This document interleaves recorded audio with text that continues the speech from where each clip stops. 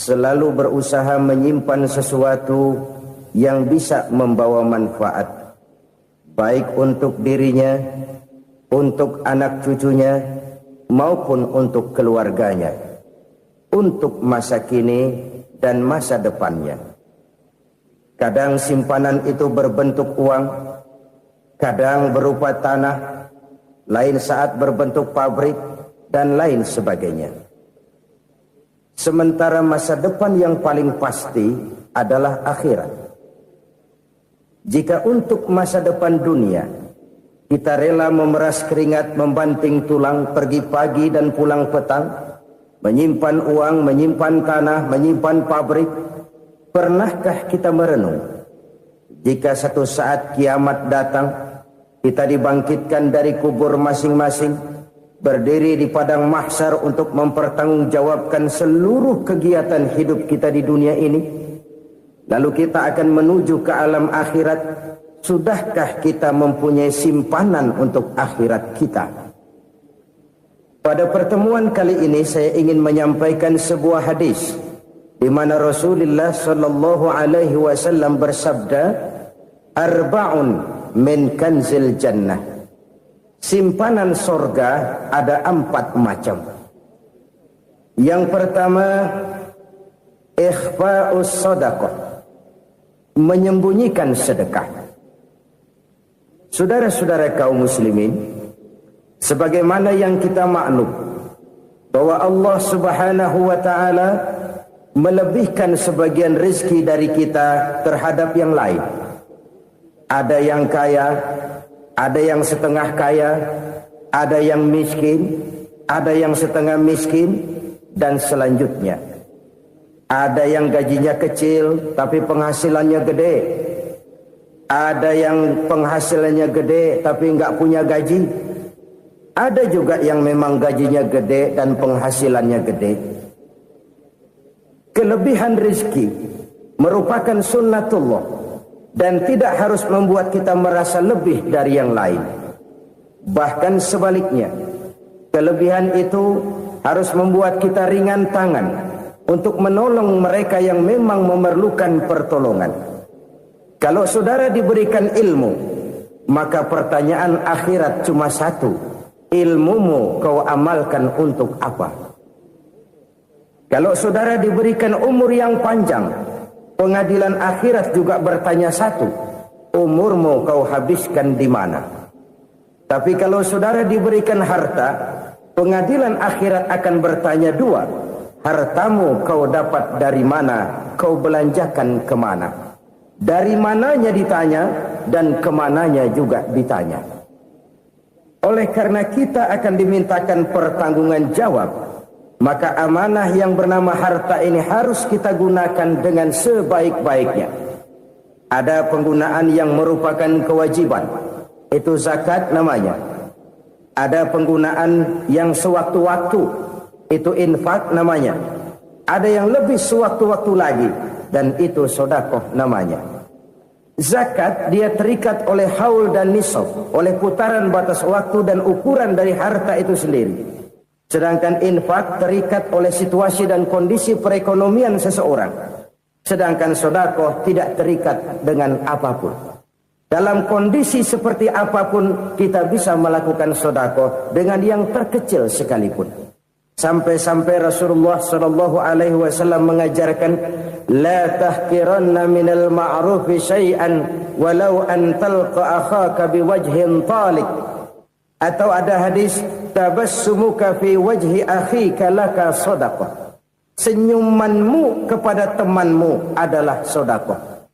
Jadi untuk melakukan sedekah tidak harus dalam berbentuk uang. Dengan ilmu kita bisa sedekah, dengan tenaga kita bisa bersedekah, dengan pikiran kita bisa bersedekah, bahkan senyum kepada teman itu pun sedekah.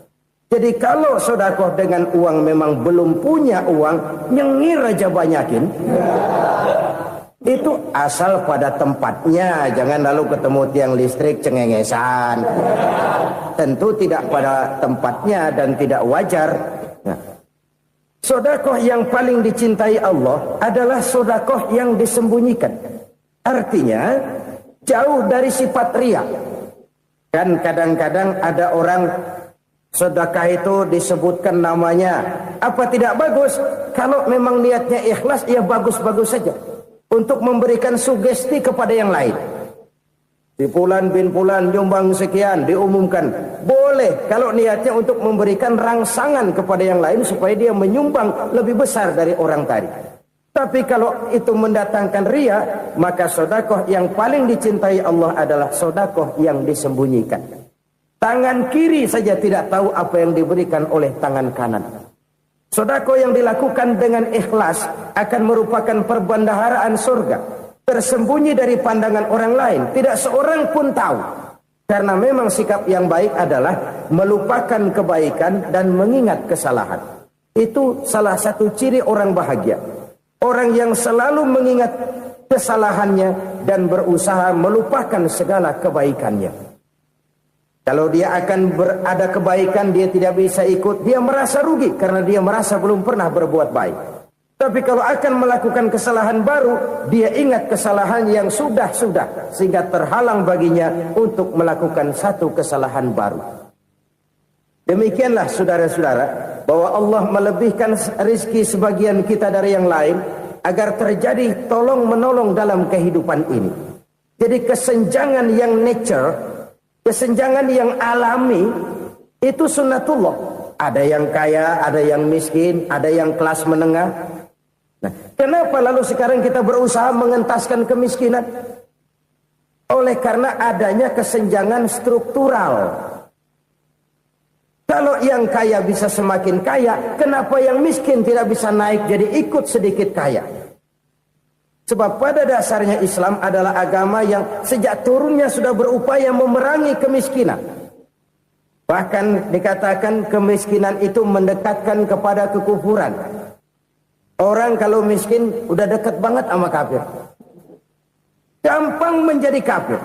Berapa banyak saudara-saudara kita yang oleh karena soal perut, oleh karena soal materi, terpaksa meninggalkan dan menanggalkan akidahnya. Menjual petunjuk yang diberikan Allah dengan kesenangan dunia yang cuma sebentar ini. Na'udzubillah, thumma na'udzubillah. Jadi makin kita sembunyikan satu sedekah, semakin banyak perbendaharaan kita di surga. Sedekah yang paling dicintai Allah adalah sedekah yang disembunyikan. Malahan ada seorang sufi, dia punya kebiasaan kalau pergi sholat Jumat dia bawa uang, itu uang dia taruh di bawah tikar masjid. Dia niat sedekah kepada siapa saja yang nemuin itu duit. Maksudnya apa? Supaya yang nemuin nggak tahu siapa yang punya duit. Demikian dia saking ingin menyembunyikan sedekahnya. Karena sifat riya itu bisa memakan amal kita sendiri. Riya itu termasuk menyebut-nyebut kebaikan kita. Orang yang suka nepuk dada, sedikit-sedikit ngitungnya kalau nggak gua. Tuh kalau nggak gua tuh. Tuh yang belas itu kalau nggak gua. Iya kalau nggak lu kenapa emang? Orang yang suka menepuk jasad.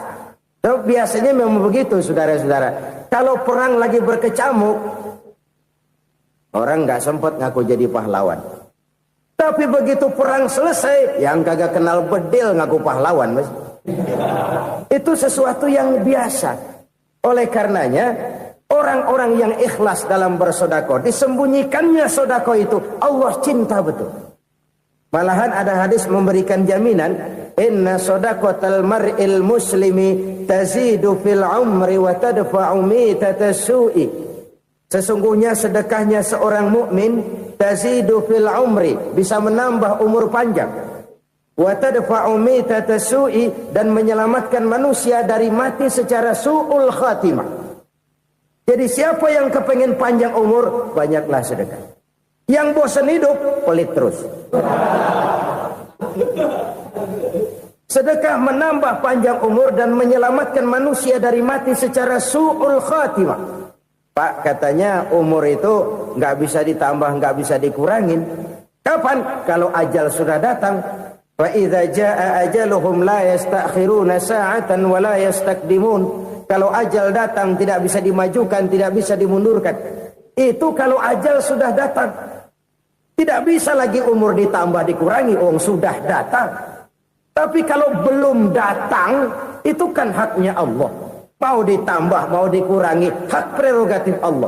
Sebagai pencipta manusia, Allah maha kuasa dan maha mampu.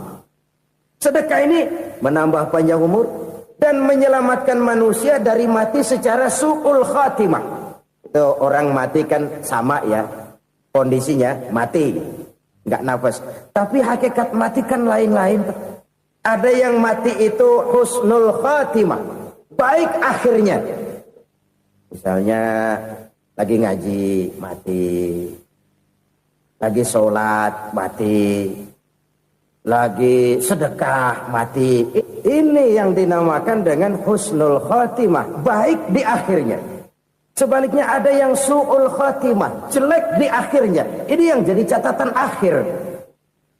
Lagi nyekek botol, mampus. Lagi banting kartu, modar.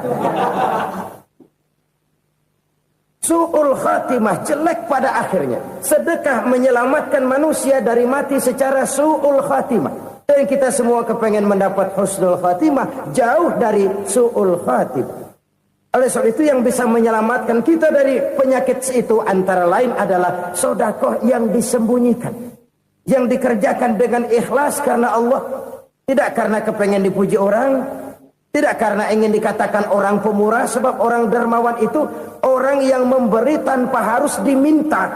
Kalau masih harus diminta, ya belum dermawan namanya, masih harus diminta.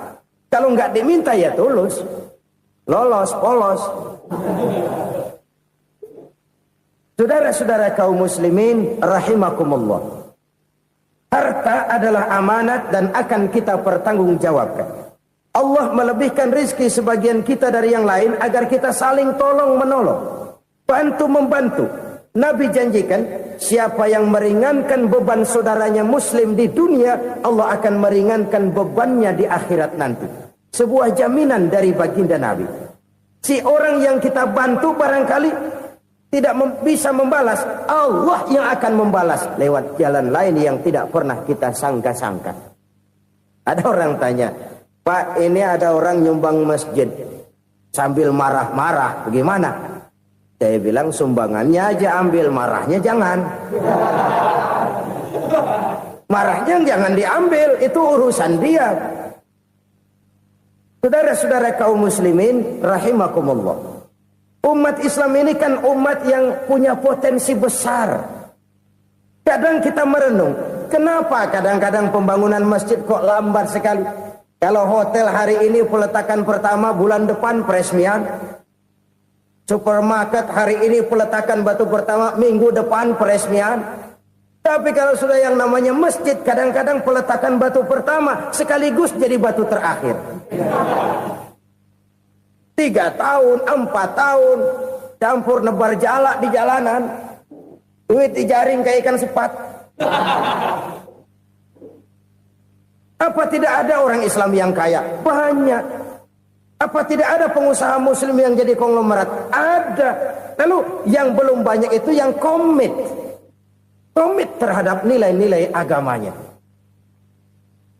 Akhirnya kita jatuh jadi umat yang lemah. Belum ada pengusaha konglomerat muslim buka pabrik supermi cap beduk misalnya umpamanya atau pabrik kecap cap sorban supaya identitas keislamannya sedikit kelihatan. Kita jatuh jadi umat yang lemah karena potensi tidak terinventarisir dengan baik. Kita ini ibarat kompor yang cuma matengin nasi orang lain. Potensi kita dimanfaatkan oleh orang lain. Ukhuwah Islamiyah kita baru terbatas kepada silaturahmi. Ukhuwah di bidang ekonomi kita lemah. Ukhuwah di bidang kebudayaan kita lemah. Apalagi ukhuwah di bidang politik kita lebih rapuh lagi. Padahal ukhuwah itu adalah totalitas kehidupan manusia. Menyangkut ipolek sosbud. Memerlukan nilai-nilai ukhuwah. Jadi oleh karena itu mari kita menyadari. Di dalam harta kita, walaupun kita yang cari, pergi pagi, pulang sore, peras keringat, banting tulang, di sana ada harta anak yatim. Di sana ada hak masjid. di sana ada hak pesantren, di sana ada hak jihad. Berbahagialah seseorang apabila dia oleh Allah dijadikan keran. Keran itu menyimpan air, tapi tidak untuk dirinya, tapi disalurkannya kepada mereka yang memang memerlukannya.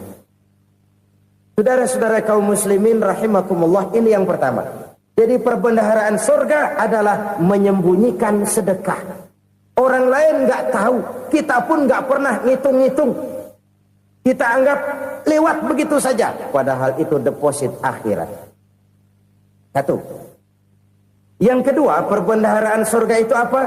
Wa kitmanul musibah, menyembunyikan kesulitan. Kadang orang takut menghadapi kesulitan, tapi makin kita merenung, hidup ini kan sebenarnya urusan. Takut sama urusan, ya jangan hidup. Tandanya orang hidup itu kalau punya urusan. Urusan melupakan problem. Problem sering menimbulkan kesulitan. Kesulitan bukan untuk ditakuti, tapi untuk diatasi dan dicarikan jalan keluarnya. Siapa sih orangnya yang gak pernah sulit-sulit? Makin tinggi status sosialnya, makin gede urusannya. Makin tinggi kualitas imannya, makin berat tingkat kesulitannya. Cuma memang yang namanya enak itu seperti pelangi. Biang lala itu nggak pernah di atas kepala kita, di atas kepala orang melulu. Lu sih enak lu, kata kita. Dia juga bilang yang enak kan lu. Pelangi itu nggak pernah di atas kepala kita. Kata tukang beca, aduh enak ya naik Mercy. Kata tukang beca, apa yang di dalam mobil Mercy? Aduh enak bener tukang beca, di jok ngeringkuk ngorok pulas bener. Saya kamar pakai AC, sejuk, tempat tidur sutra, empuk, alga, spring bed, gula kulik, nggak bisa pulas kalau belum minum Valium, belum tidur. Enak bener tukang beca, di jok ngorok nggak tahu wetan kulon.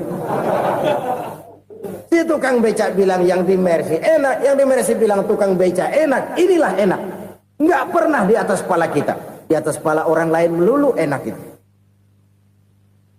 Nah, saudara-saudara,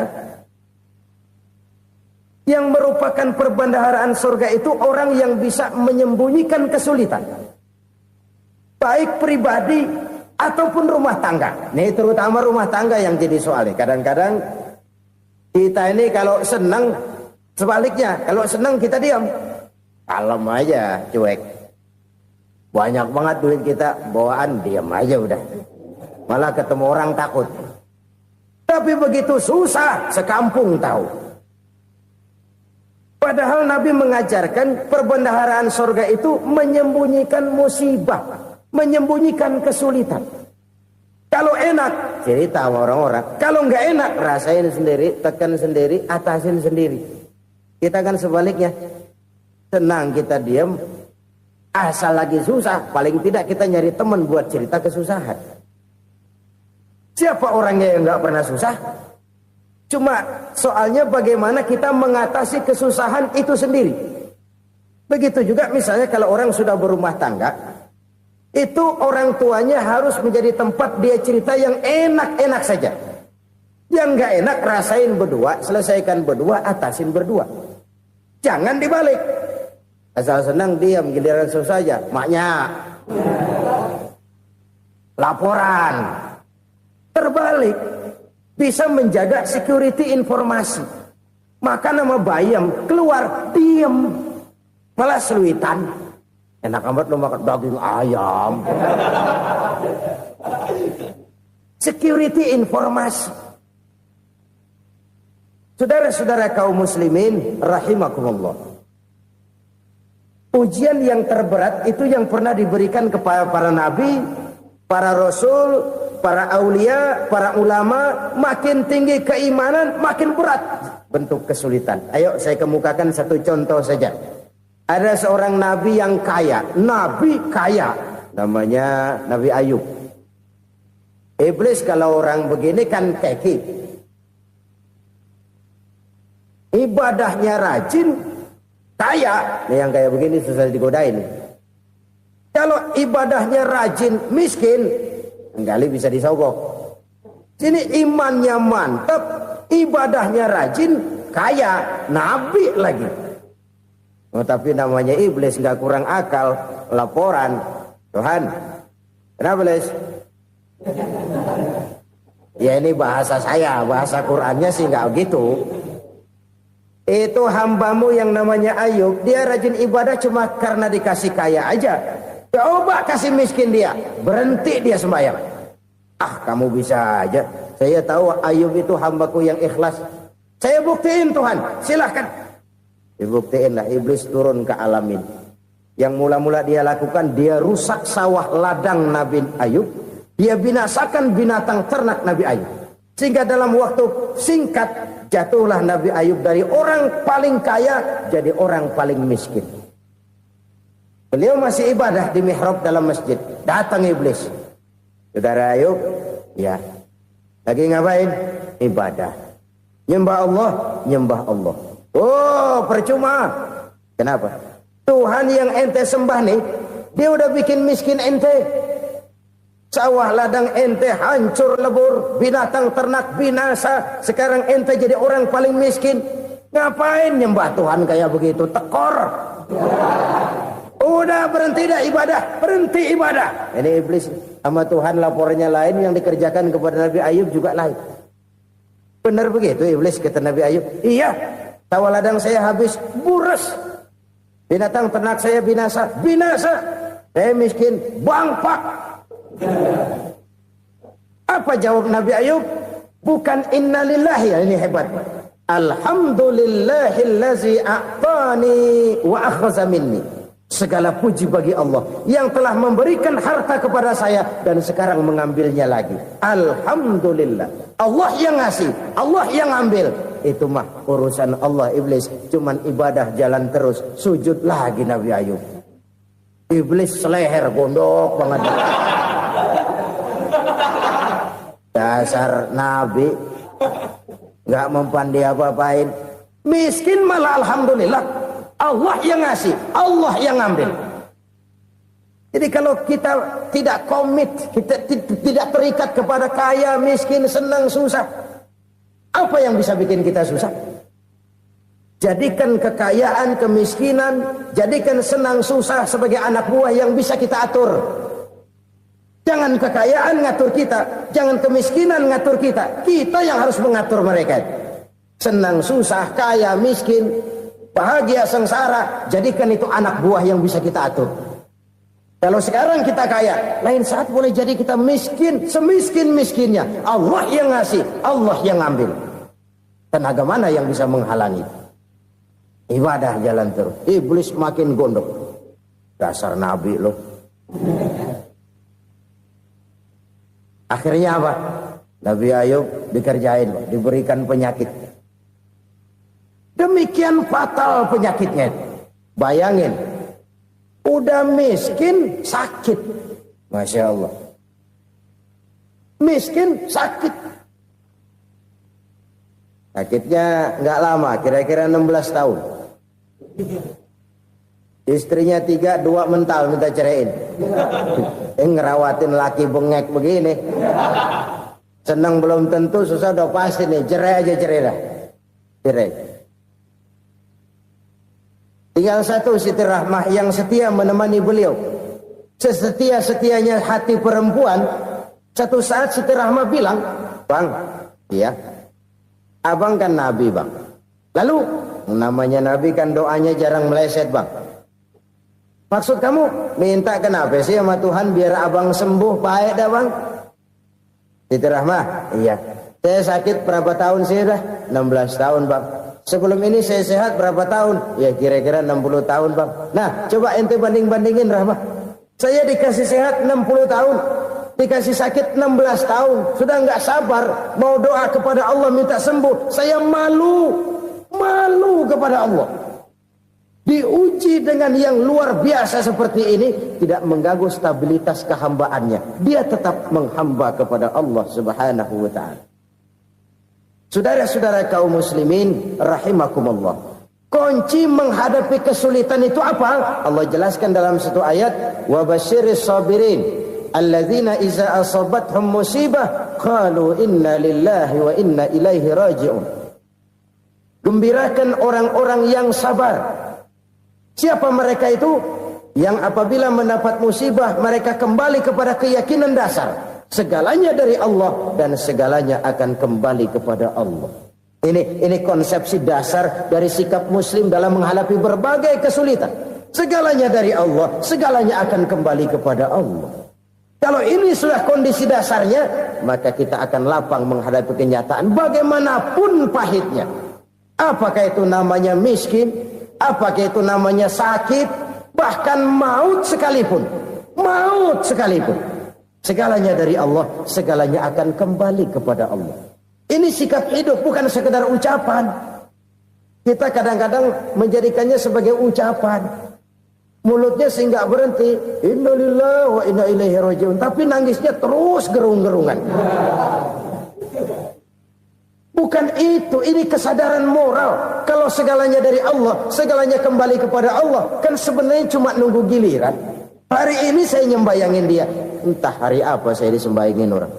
Hari ini saya antar dia ke kubur, entah hari apa orang nganterin saya ke kubur. Hari ini saya tahlilkan dia, entah nanti kapan orang tahlilkan saya. Segalanya dari Allah, segalanya akan kembali juga kepada Allah. Oleh sebab itu saudara-saudara, kesulitan bukan untuk ditakuti. Kesulitan justru untuk diatasi, dicarikan jalan keluarnya. Dan tidak ada orang yang tidak pernah mendapat kesulitan. Tidak ada. Semakin tinggi status sosial, semakin tinggi kualitas keimanan, semakin besar juga tingkat kesulitan. Hanya saja bagaimana cara kita mengatasinya. Dan Al-Quran menyatakan, inna ma'al usri yusra. Di balik kesulitan itu pasti ada kemudahan. Roda itu berputar. Karena itu Rasulullah sallallahu alaihi wasallam mengingatkan kepada kita, ta'arraf ila Allah fir raha ya'rifka fis syiddah. Ingatlah kepada Allah di waktu kamu senang, supaya Allah ingat kepada kamu di waktu kamu susah. Kalau waktu senang kita ingat kepada Allah, kita susah, Allah tidak akan meninggalkan kita. Tapi kalau waktu senang kita jauh dari Allah, sujud tidak sempat, dengan masjid jauh, ketika senang kita lupakan Allah. Nanti begitu kita susah, Allah lupakan kita. Dan itu menyakitkan. Oleh karena itu orang-orang tua kita dulu bilang, kalau lagi sehat ingat-ingat lu bakal sakit nanti. Kalau lagi kaya ingat-ingat satu saat kita bakal jatuh miskin. Bahkan kalau lagi muda ingat-ingat kita bakal tua. Dan yang terpenting, kalau lagi hidup ingat-ingat kita bakal mati. Saudara-saudara kaum muslimin rahimakumullah. Jadi yang kedua yang merupakan perbendaharaan surga, menyembunyikan musibah. Saudara-saudara kaum muslimin rahimakumullah. Hal ketiga yang merupakan perbendaharaan surga adalah wasilatur rahmi. Orang yang suka bersilaturahmi. Sebagaimana yang kita maklum bahwa manusia adalah makhluk yang disebut zon politika. Makhluk sosial yang tidak mungkin hidup sendiri-sendiri. Betapa dan siapapun kita memerlukan orang lain. Bodoh betul manusia kalau tinggal di tengah masyarakat tapi tidak mau bermasyarakat. Merasa hebat sendiri, pinter sendiri, gagah sendiri, kaya sendiri. Mungkin kalau mati juga ngubur sendiri. Jangankan kita di sini. Di sorga saja Nabi Adam waktu sendirian bengong melulu, ngondar mandir. Allah tegur dam sepi dam. Jadi ini kalau bahasa saya, iya Tuhan sepi ini nggak ada coret-coretan pisan ini. Diciptakan Siti Hawa baru anteng Nabi Adam. Itu di sorga. Cobalah. Umpamanya saudara tinggal di Jakarta nih. Kayak bener. Apaan aja di Jakarta punya saudara dah. Jembatan Semanggi ambil. Monas, Buntel bawa pulang. Hotel-hotel ambil semua. Cuman tinggal di Jakarta sendirian. Apa enaknya? Betapa dan siapapun kita perlu orang lain. Tidak ada seorang pun yang bisa memenuhi kebutuhan hidupnya secara sendiri-sendiri. Nah, Islam telah menyelamatkan manusia dari ras diskriminasi. Mengikat manusia dengan persaudaraan yang berlandaskan kepada akidah. Karena itu dianjurkan bersilaturahmi. Bahkan Nabi menyatakan, man arada ayyubsata lahu fi rizqihi wa yunsa'a fi atharihi falyasil rahimah. Siapa yang kepengen diluaskan rezekinya dan dipanjangkan usianya, banyaklah ia bersilaturahmi.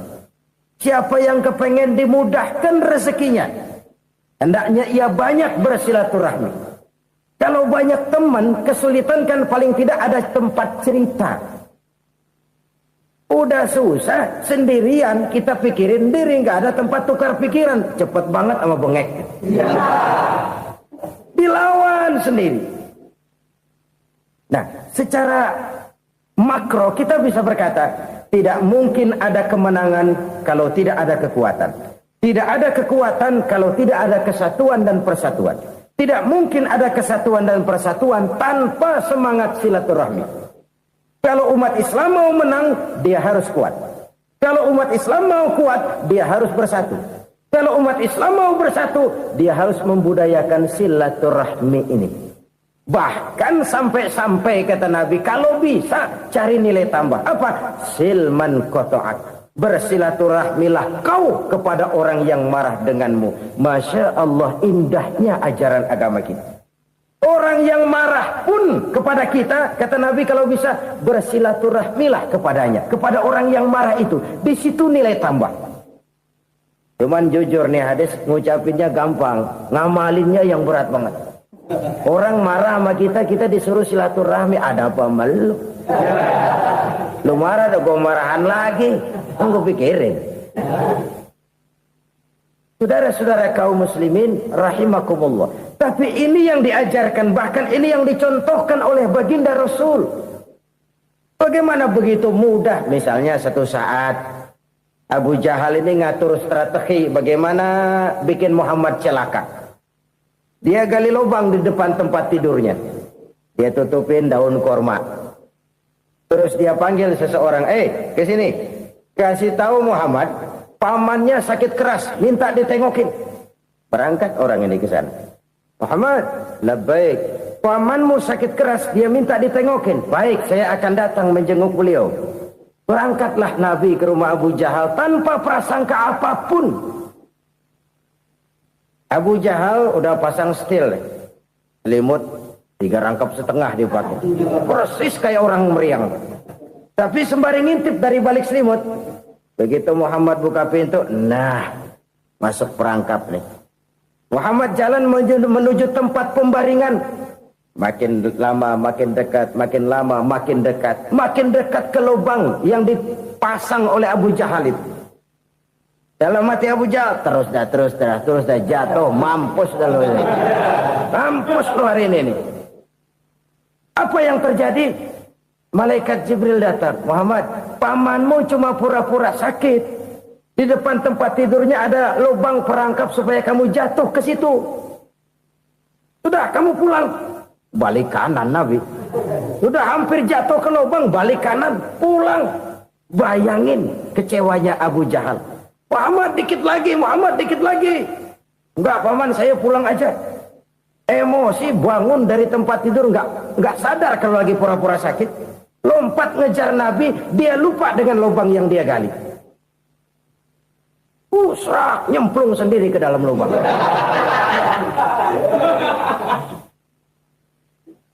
Nabi terus berlalu. Ini terjadi keanehan. Jatuh ke lubang yang dia gali itu sebenarnya nggak terlalu dalam ya. Antara 3-4 meteran lah. Tolong, saya jatuh ke lubang ini. Datanglah pelayan-pelayannya itu.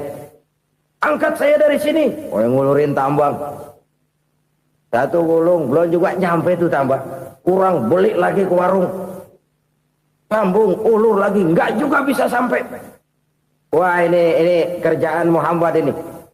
Tolong, siapa salah seorang kamu ke rumah Muhammad, kasih tahu encangnya kecebur. Minta ditolongin. Sampaikan kepada Rasul. Kenapa? Pamanmu jatuh ke lubang, Muhammad minta tolong diangkatin. Tambang udah nyambung-nyambung nggak nyampe juga. Ya, nanti saya datang, saya tolong. Coba. Nyata-nyata orang berniat jahat mau mencelakakan dia. Datang dia menolong. Ini yang disebut air tuba dibalas air susu ya ini. Bukan sebaliknya. Air tuba dibalas air susu. Paman, kecebur ya? Iya Muhammad, tolong ini. Pegang tangan saya. Nabi ulurkan tangannya. Nyampe. Dipegang oleh Abu Jahal. Diangkat ke atas. Sampai atas. Apa kata Abu Jahal? Sihirmu memang hebat Muhammad. Udah ditolongin dikata sihir. Yang enak kita kemplang kan itu orang begitu. Urusan apa? Tapi inilah akhlak. Kalau bisa kamu bersilaturahmilah dengan orang yang marah kepadamu sekalipun. Orang marah kita tetap baik. So, kalau kita berbuat baik sama orang yang memang baik, rasanya sih biasa-biasa aja. Orang baik kita baik lagi, ya draw aja, belum ada nilai tambah di situ. Baru ada nilai tambah kalau kita bisa berbuat baik kepada orang yang nyakitin kita. Itu namanya kita setingkat di atas dia. Dia sakitin kita, kita berbuat baik sama dia. Dia pelit sama kita, kita baik sama dia.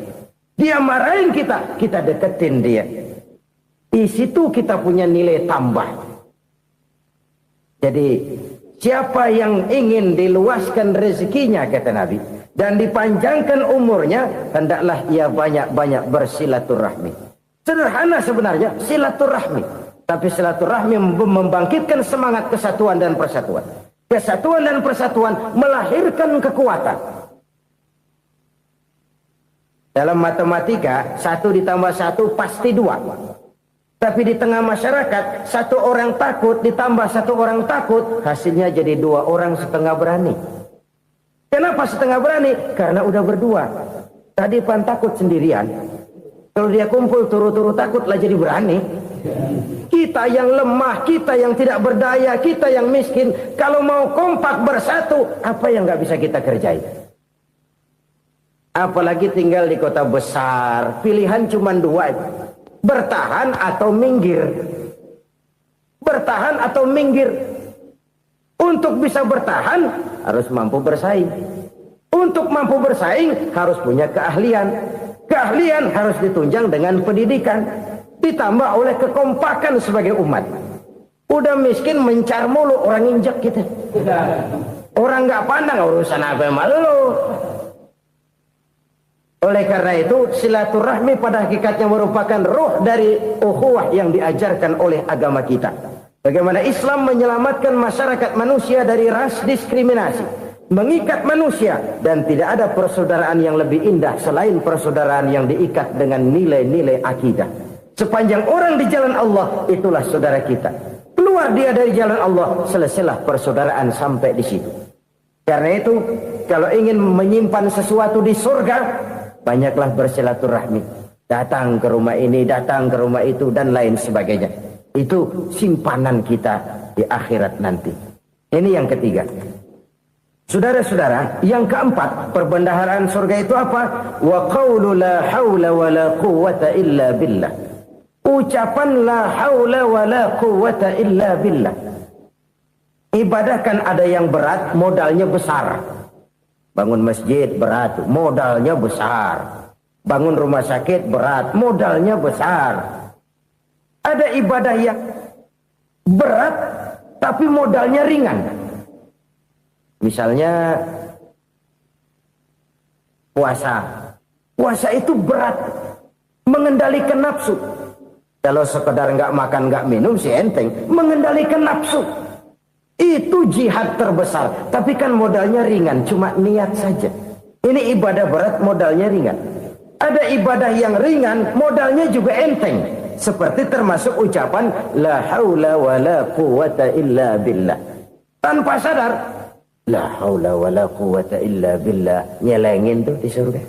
Nyelengin, kita nggak terasa, nyelengin simpenan akhirat. La haula wa la quwwata illa billah, nyimpan lagi. Kaget, la haula wa la quwwata illa billah, nyimpan lagi. Banyak simpenan. Walaupun sebenarnya yang dimaksud di sini adalah kesadaran batin bahwa tidak ada daya dan kekuatan kecuali Allah. Itu intinya. Kita memulai pekerjaan disunahkan baca bismillah, kan begitu. Apa itu? Kesadaran moral. Bahwa ini saya bisa kerjakan. Saya kerjakan ini dengan menyebut nama Allah. Kenapa? Kalau Allah tidak memberikan daya dan kekuatan, mana mampu saya kerjakan ini. Maka saya kerjakan ini dengan menyebut nama Allah. Bismillah. Kesadaran moral. Manusia hanya wajib berusaha, tapi nggak pernah wajib berhasil. Banyak hal-hal yang kalau kita renungkan secara rasio nggak mungkin. Tapi jadi kenyataan. La haula wa la quwata illa billah. Tidak ada daya dan kekuatan kecuali bagi Allah semata-mata. Kesadaran moral akan kelemahan dan keterbatasan makhluk bernama manusia. Kadang kita kagum dengan otak, tapi kita sering lupa sama yang bikin otak. Padahal bagaimanapun hebatnya otak, yang bikin otak pasti lebih hebat dari otak. Nggak percaya, silahkan otak-otakan. Inilah kecenderungan. Kita kagum dengan pesawat-pesawat mutakhir, bukan main, besi gede banget terbang itu. Alangkah hebatnya. Lalu apa yang bikin otak tidak lebih hebat dari itu semua? Kita puji laut, apa yang bikin laut tidak lebih hebat dari laut itu? La haula wa la quwata illa billah. Tidak ada daya dan kekuatan kecuali Allah. Apa yang bisa kita lakukan kalau tidak karena daya dan kemampuan yang diberikan oleh Allah kepada kita? Lahirlah sikap tawadu, rendah hati, tidak melonjak menjadi angkuh dan sombong, sadar akan kelemahan dan keterbatasan diri. Sebagai makhluk yang diciptakan oleh Allah Subhanahu wa ta'ala. Jadi satu sisi ini ucapan yang berpahala, la haula, jadi wiridan. Pada sisi lain ini kesadaran moral, sikap mental, kesadaran batin, bahwa yang punya daya dan kekuatan itu cuma Allah.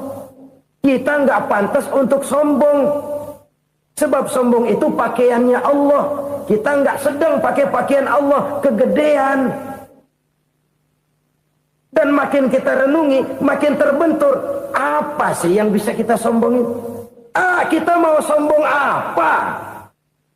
Kaya, pintar, itu kan semua relatif. Di atas langit masih ada langit lagi. Jadi oleh karenanya, marilah kita menyadari. Manusia hanya wajib berusaha, tapi tidak pernah wajib berhasil. Yang berusaha saja tidak wajib berhasil, apalagi yang tidak berusaha. Islam bukan agama orang pemalas yang selesai sholat lalu endelohom, nggelenggem ayem-ayem. Tapi Islam bukan agama orang sombong yang setelah berusaha lalu tidak memerlukan Allah. Kita bisa saja bikin proyeksi, tahun sekian kita bakal panen besar menurut perhitungan otak. Tapi ada kejadian lain. Apa? Tikus ngambek. Habis itu dimakanin tikus, panen gagal. Proyeksi rasional gagal oleh tikus-tikus yang ngambek itu. Bisa saja terjadi.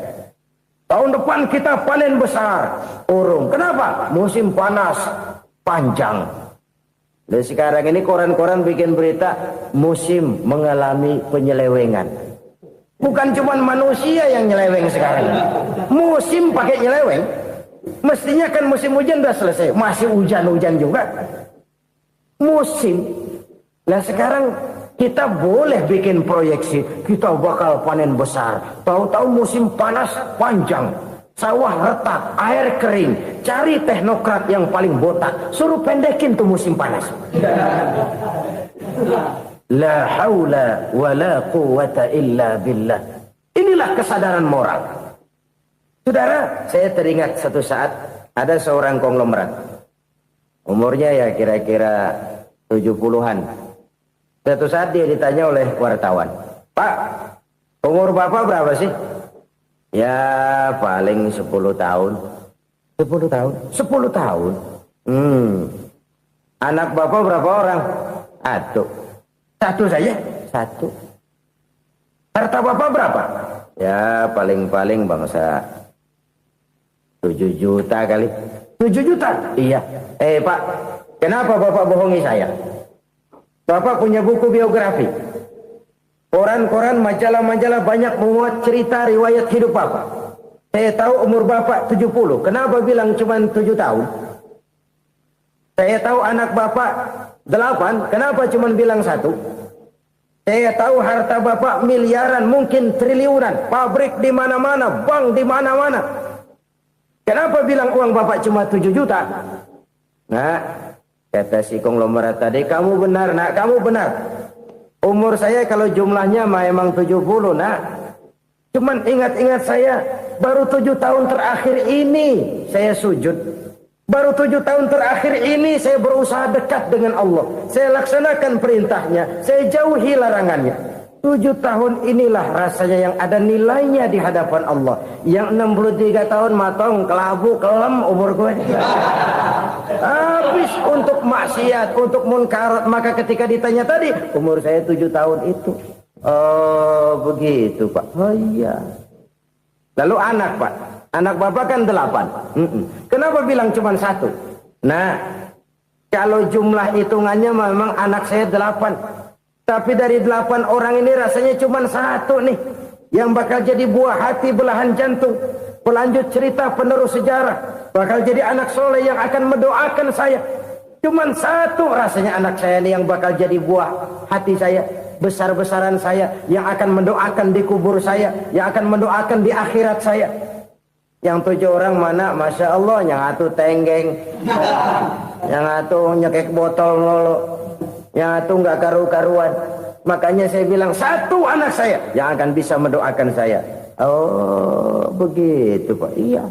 Nah harta Pak, harta bapak kan triliunan, pabrik bapak di mana-mana, uang bapak hampir di tiap bank-bank besar. Kenapa bilang cuma 7 juta? Betul kau nak. Harta saya kalau jumlahnya memang miliaran, triliunan mungkin. Tapi yang saya ingat baru 7 juta tuh yang saya belanjakan di jalan Allah. Saya nyumbang masjid, saya santuni yatim piatu, saya bantu pembangunan pesantren, saya bantu pembangunan rumah sakit Islam. Itu yang akan saya bawa pulang ke akhirat, yang 7 juta itu. Yang triliunan itu nanti akan diperebutkan oleh anak-anak saya sebagai waris saya.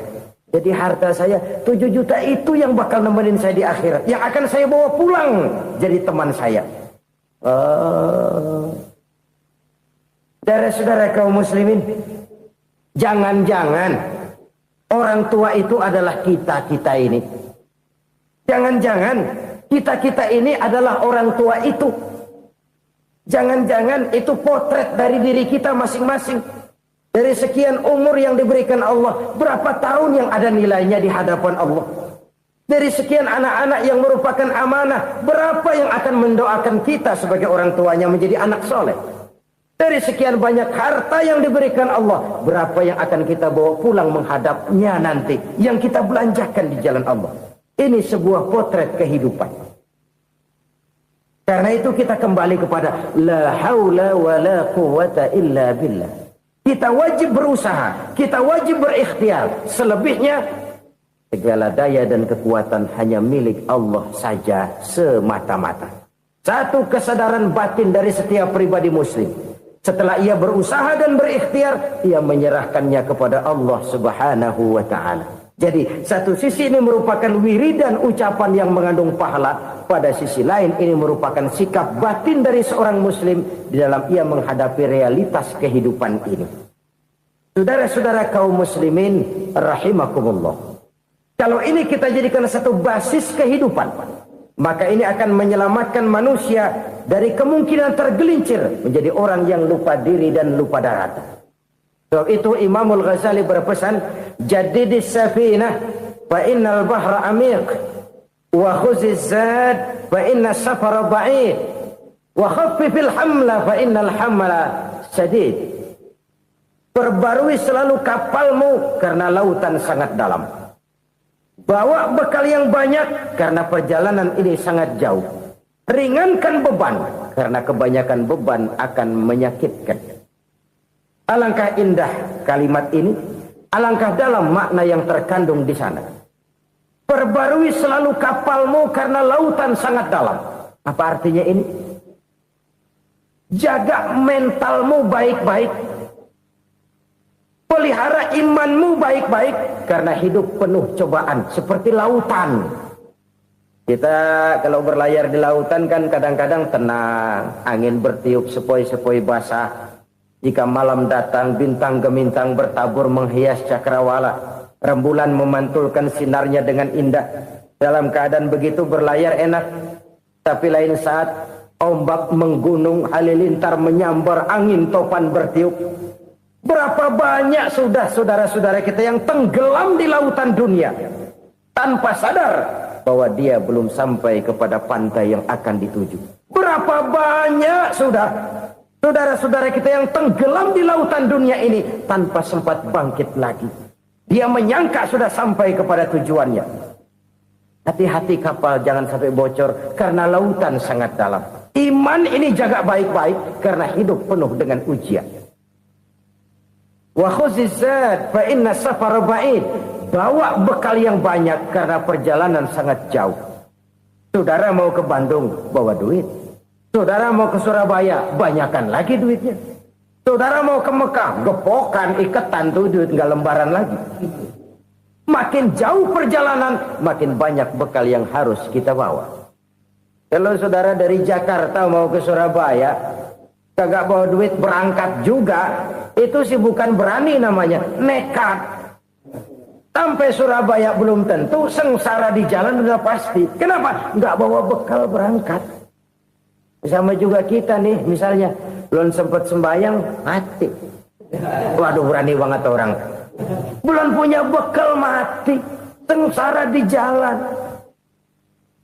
Atau bekal tidak cukup. Dari Jakarta saudara mau ke Surabaya, bawa duit 500 perak. Paling jauh Cikampek nyampenya itu. Paling jauh itu. Antara jauhnya perjalanan dengan bekal yang saudara bawa tidak seimbang.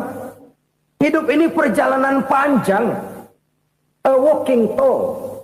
Dimulai dari alam arwah. Sebelum jasad diciptakan, roh diciptakan lebih dulu. Dari situ pindah ke alam rahim. Dari alam rahim pindah ke alam dunia. Dari alam dunia pindah ke alam barzah. Baru menuju akhirat. Satu perjalanan panjang. Kalau bekal tidak bawa, sengsara di jalan. Bawa bekal yang banyak karena perjalanan ini sangat jauh. Wa khaffifil hamla, ringankan beban karena beban itu cuma akan menyulitkan. Kalau bekal itu sih keperluan, tapi beban nggak kita perluin, cuma ngeberat-beratin. Apa ini beban? Dosa. Kecurangan, kebatilan, kezoliman, ketidakadilan, kesewenang-wenangan. Itu akan jadi beban kita di akhirat. Alangkah celakanya, perjalanan panjang, bekal tidak bawa, beban kelewat banyak. Alamat sengsara di jalan. Pahala tidak ada, dosa berlipat ganda. Na'udzubillah, summa na'udzubillah.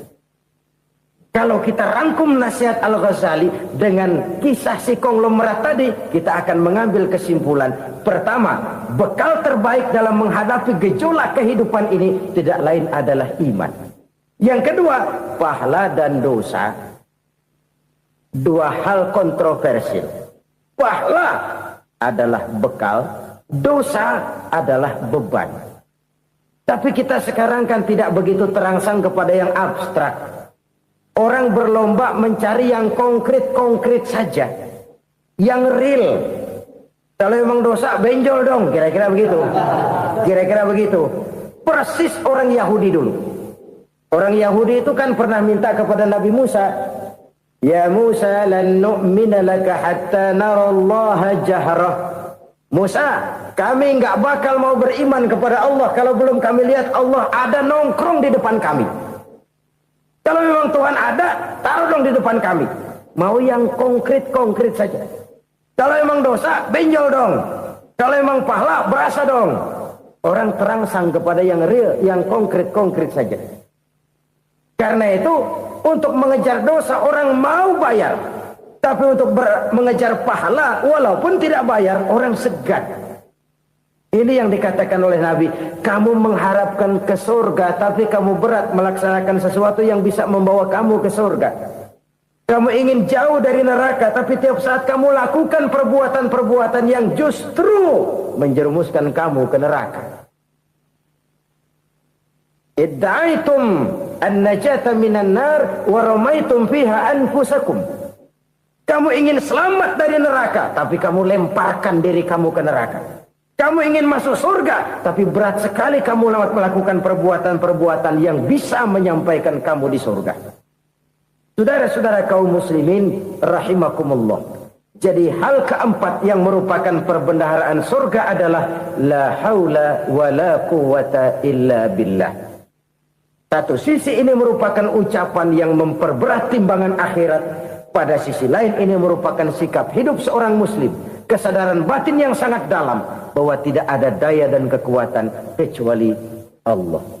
Dan itu kita simbolkan pada saat memulai pekerjaan dengan Bismillah, dengan menyebut nama Allah. Satu kesadaran moral, saya hanya bisa melakukan ini karena diberikan daya dan kekuatan oleh Allah.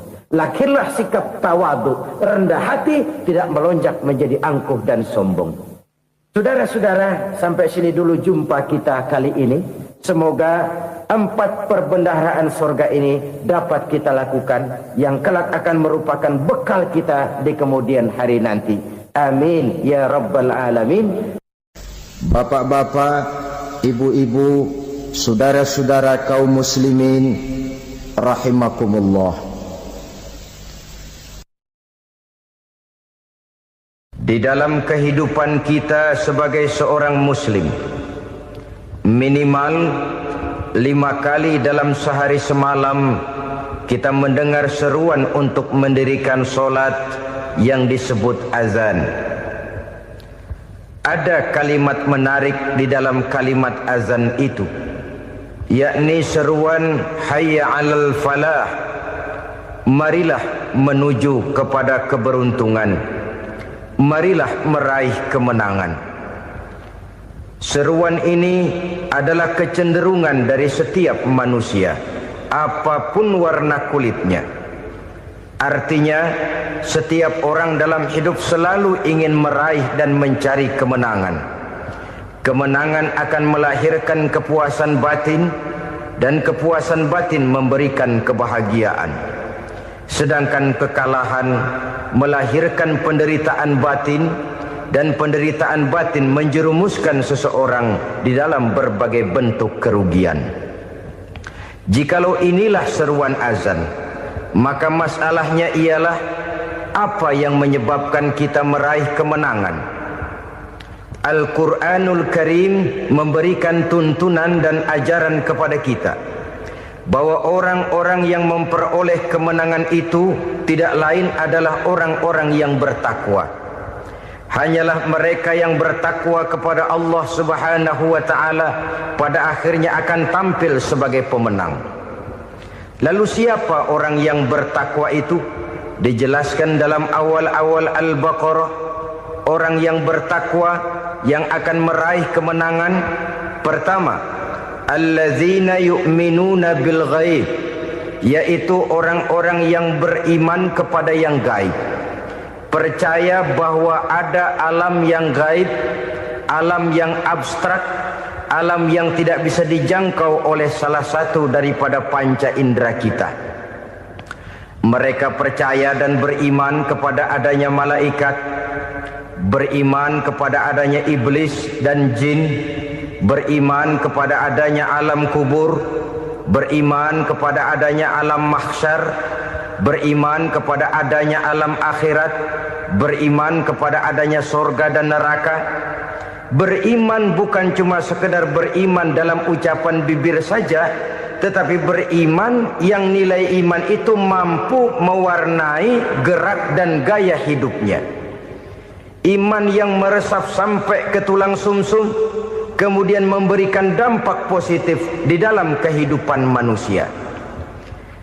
Alam, kita tahu, adalah sesuatu yang selain Allah, dan Allah bukanlah alam.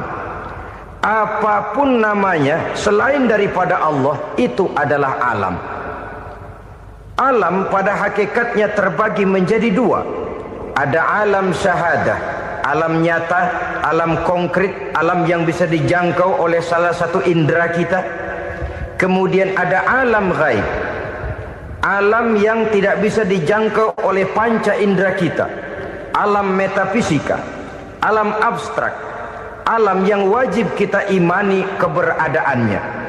Kita percaya bahwa malaikat itu ada, Kita percaya kepada jin, bahwa jin itu ada. Kita percaya kepada adanya iblis dan setan.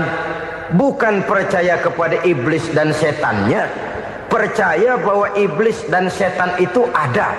Itu termasuk salah satu daripada sifat orang yang bertakwa kepada Allah. Saudara-saudara kaum muslimin rahimakumullah, kecenderungan pembangunan yang lebih bersifat materialistis biasanya menggeser aspek kehidupan rohani. Orang berpikir empiri, dan dalam pola pikir yang demikian maka alam gaib tidak lagi mendapat perhatian.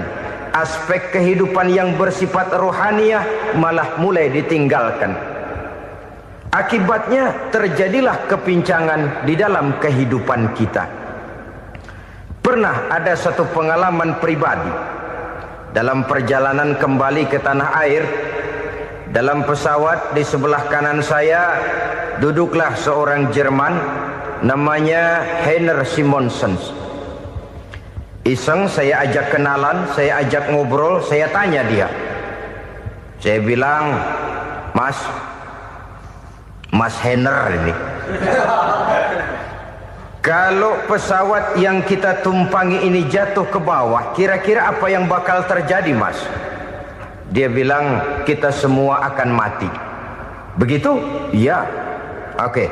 Apa itu mati? Tanya saya. Dia bilang, untuk tahu apa itu mati, kita harus tahu lebih dahulu apa itu hidup. Saya pikir nih bule bisa ngomong juga.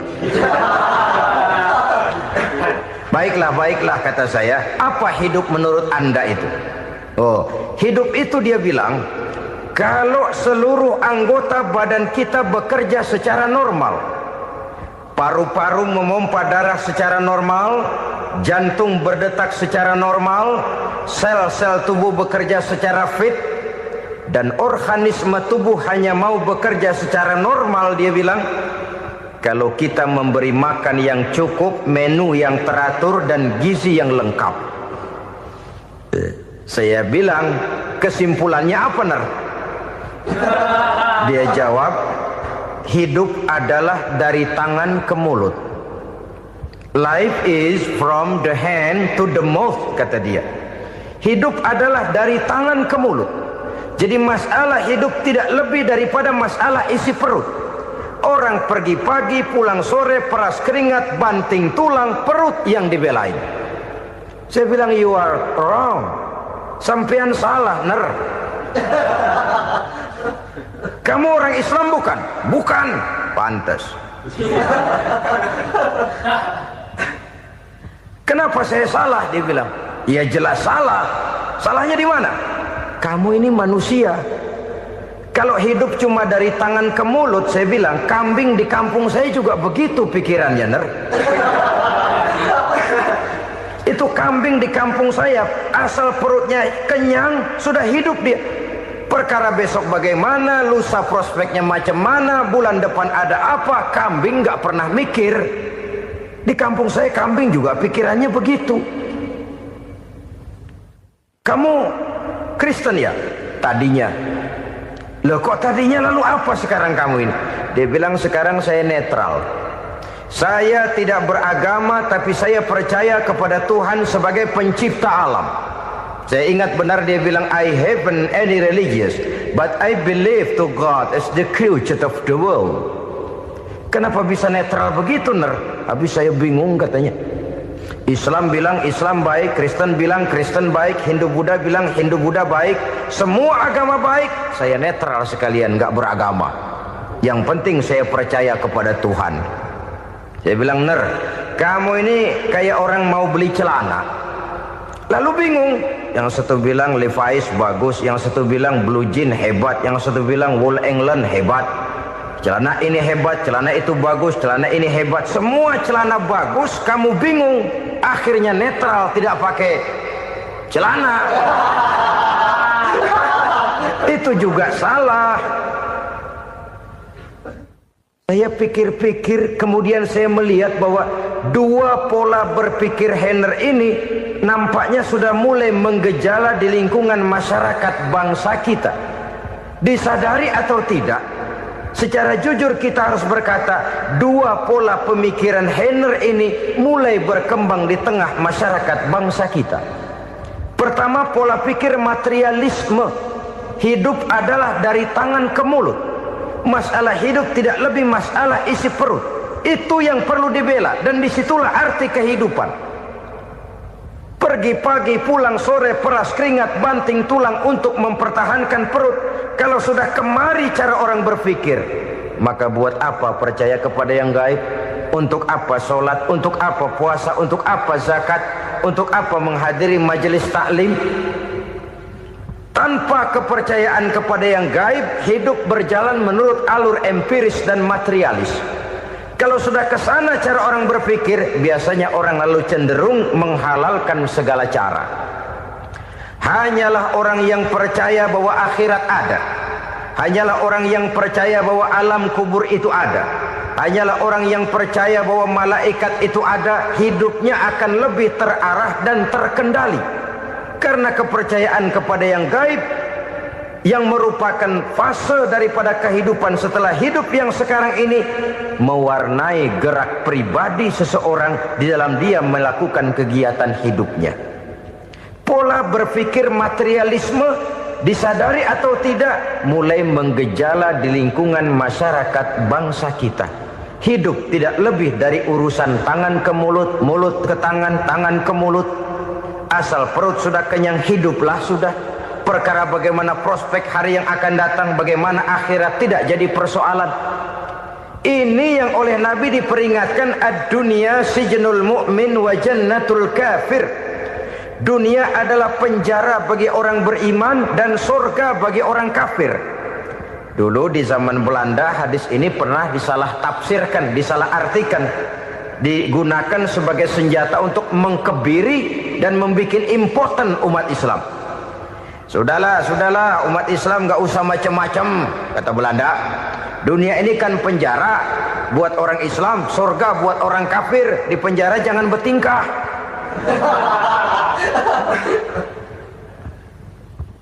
Pengertiannya tidak begitu. Dunia adalah penjara bagi orang mukmin. Artinya dalam kehidupan dunia seorang mukmin tidak bebas memperturutkan hawa nafsunya. Di penjara hawa nafsunya itu. Sebaliknya, surga bagi orang-orang kafir. Buat orang kafir, surgalah dunia ini. Mereka bebas memperturutkan hawa nafsunya. Dilarang tidak terlarang, dicegah pun tidak tercegah. Mereka hidup menurut alur bisikan nafsu mereka sendiri.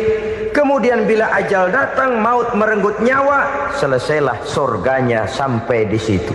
Maka bagi orang-orang yang tidak percaya kepada adanya akhirat, kepada adanya alam gaib, surganya sebatas umurnya. Sekali lagi, surganya sebatas umurnya.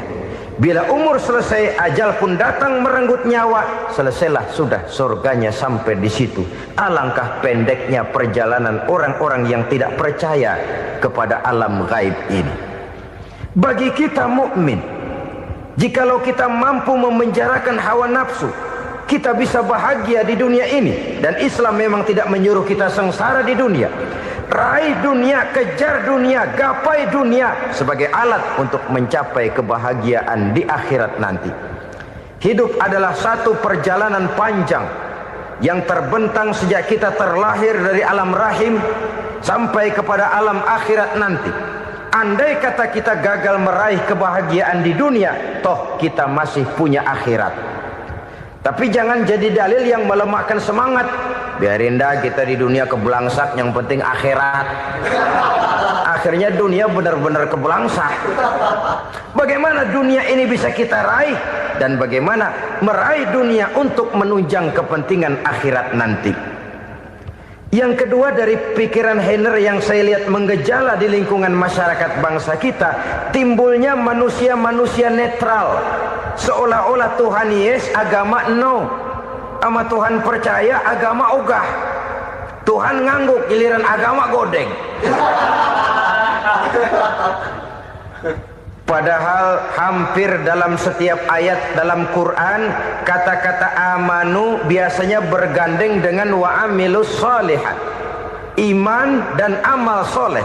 Ini sebagai isyarat Tuhan dan agama jangan pernah dipisah-pisah. Apabila kita bertuhan, maka kita harus beragama. Apabila kita beragama, maka agama itu harus bersumberkan dari Tuhan yang kita imani itu. Tidak mungkin kita pisah, Tuhan yes, agama no. Sama Tuhan percaya tapi agama bikin sendiri. Sembayangnya cukup bengong 2 jam madep ngulon.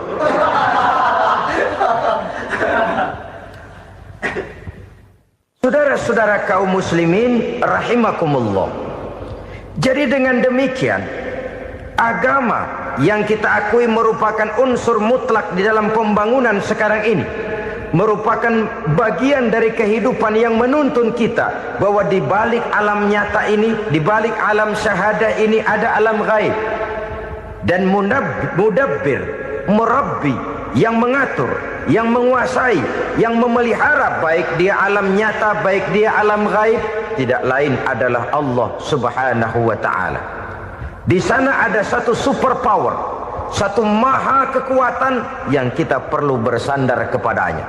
Sebagai makhluk nyata yang hidup di alam nyata, berbuatlah secara nyata sebagaimana harusnya kita berbuat. Karena Islam jelas bukan agamanya orang pemalas. Islam jelas bukan agamanya orang yang mengajarkan setelah selesai sholat boleh duduk, nggelenggem ayam-ayam, ndelohom, menghitung bintang di langit sambil menunggu keajaiban. Tidak. Islam adalah agama yang mengajarkan apabila sholat sudah selesai kamu kerjakan, bertebaranlah di permukaan bumi, cari karunia Tuhanmu. Jangan hidup berpangku tangan menunggu keajaiban. Karena hidup bukan undian. Jangan berharap untung besar tanpa mau peras keringat. Tapi di sebalik itu toh kita juga harus yakin bahwa di sisi usaha nyata yang kita lakukan ada satu super power, satu maha kekuatan gaib yang menentukan berhasil dan tidaknya usaha kita.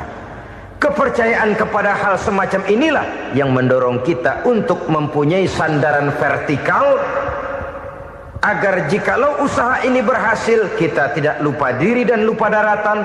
Jikalau usaha ini gagal, kita tidak putus asa dan buruk sangka, tidak cupik pandangan dan sempit hati, tapi mampu melihat persoalan dengan kacamata putih sambil husnuzon kepada Allah Subhanahu wa ta'ala. Kita percaya malaikat itu ada. Ada yang namanya raqib dan atid, mengawasi gerak hidup kita sampai kepada gerak hati kita. Ini memberikan sugesti agar kita berhati-hati. Tidak sejengkal tanah pun kita bisa berlindung dari pengawasan raqib dan atid. Ada munkar nakir yang akan menyoal kita di alam kubur. Ada malaikat Malik, penjaga neraka. Ada malaikat Ridwan yang menjaga surga. Kita percaya kepada adanya jin, kita percaya kepada adanya setan, iblis. Percaya kepada adanya, bukan mempercayai si setan, si iblis lalu menjadikannya sebagai teman. Tidak. Percaya bahwa mereka itu ada dan merupakan makhluk Allah yang gaib yang diciptakan Allah Azza wa Jalla. Kepercayaan kepada alam gaib memberikan motivasi terhadap gerak lahir manusia, sehingga dengan motivasi kepercayaan kepada yang gaib, gerak lahir jadi lebih terarah, jadi lebih terpelihara. Pernah seseorang bertanya, "Pak, apakah adanya akhirat bisa dibuktikan secara ilmiah?" Saya bilang tidak bisa, tidak bisa. Kenapa? Karena yang berangkat nggak pernah pulang kembali lagi. Kalau dia pulang kemari bisa kita tanya bagaimana enak di sono. Cuma secara moral saya katakan, lebih beruntung orang yang percaya kepada akhirat daripada yang tidak. Sekarang saudara percaya akhirat ada, lalu saudara baik-baik di dunia, sholat, puasa, zakat, menolong orang lain, menebarkan kebajikan. Saudara mati, andai kata akhirat tidak ada, toh dalam hidup saudara sudah berbuat baik. Paling tidak nama saudara akan dikenang sebagai orang baik. Sebaliknya, saudara percaya, kata saya, bahwa akhirat tidak ada, lalu hidup semau-maunya, tenggelam dalam maksiat dan munkarat, menentang Allah, tidak mau ruku dan sujud. Lalu saudara mati, kemudian akhirat ada, ayo mau apa? Bekal tidak punya. Jadi secara moral lebih beruntung orang yang percaya kepada adanya akhirat daripada yang tidak percaya. Dan itu alam gaib yang tidak bisa dibuktikan secara eksat. Jangankan untuk membuktikan seperti itu, dalam kehidupan sehari-hari saja yang kita rasakan tidak selalu berbentuk toh. Angin, bagaimana sih bentuknya angin? Kita tidak tahu.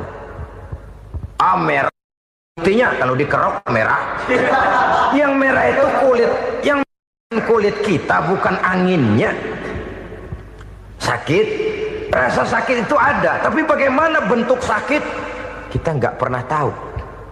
Kalau kita makan cabai pedas, bagaimana bentuk pedas itu tidak ada, tapi rasa ada. Bentuk pedas hijau, cabenya bukan pedasnya. Tidak semua yang kita rasakan bisa kita gambarkan dalam bentuk yang konkret. Oleh karena itu, sekali lagi bahwa kepercayaan kepada alam yang gaib